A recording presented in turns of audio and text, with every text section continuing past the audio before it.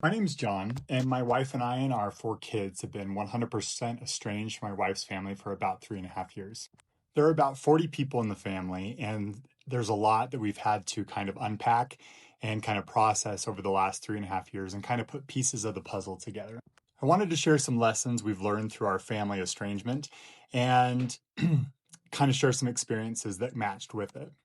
And one of the lessons that we've learned is that sometimes the problem isn't what happened, it's simply the pattern.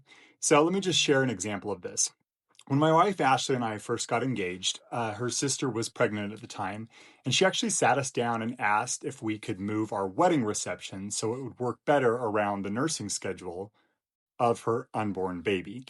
And at the time, we kind of just laughed it off. We thought that's a little unusual. We didn't move the reception, but I thought that was an unusual request. But then years later, when our third child was born, we had a scheduled induction. Everyone knew the date months in advance. And then that same day, my wife's sister scheduled a baby blessing at her parents' home. So instead of Ashley's parents being able to come and spend time with their daughter and their brand new grandson on the day that he was born, much of the day revolved around another family event. Again, we told ourselves it wasn't a big deal. And again, these isolated incidences are one thing, but you're looking at patterns. So then years later, that same son was baptized, and then Ashley's sister scheduled her daughter's baptism on the very same day. Not only that, but it was scheduled before ours. And if you've ever been around one of these family systems, you know exactly how this goes. One event becomes elaborate and over the top. One event becomes the main attraction, and somehow the attention gets redirected. And then there was our youngest son's baby blessing.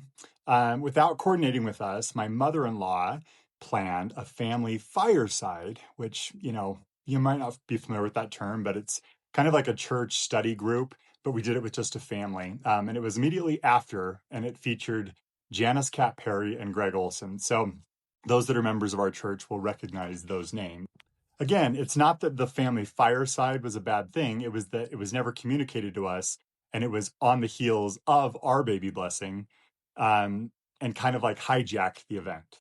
We had to rush guests out the door before people were finished visiting because we needed to get to the family fireside.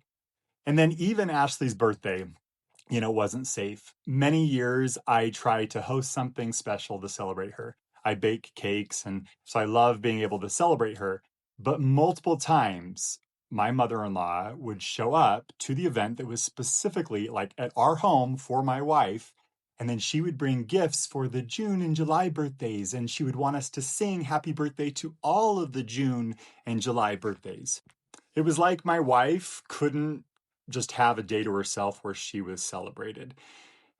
So again, none of these things by themselves seem catastrophic. I realize that, and that's actually the point. The red flag isn't always one giant event. The red flag is when the same thing keeps happening over and over and over again. Our wedding, my wife's birthday, our baby's birth, a child's baptism. The special moments somehow become communal property. And eventually you realize the issue isn't scheduling. The issue is that certain people become uncomfortable when someone else is allowed to have a moment that isn't about them. I think that that is a super important lesson. From my view, healthy families know how to celebrate one another. Healthy families can say, today is your day.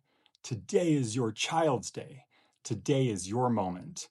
They don't need to compete with it. They don't need to improve it. And they certainly don't need to hijack it. Because love doesn't need to be the center of attention. Only insecurity does. So I'm curious, how many of you have had a similar experience like this, where you've seen family members hijack special events, and not just all special events, but your special events? I'd love to hear more about it in the comments.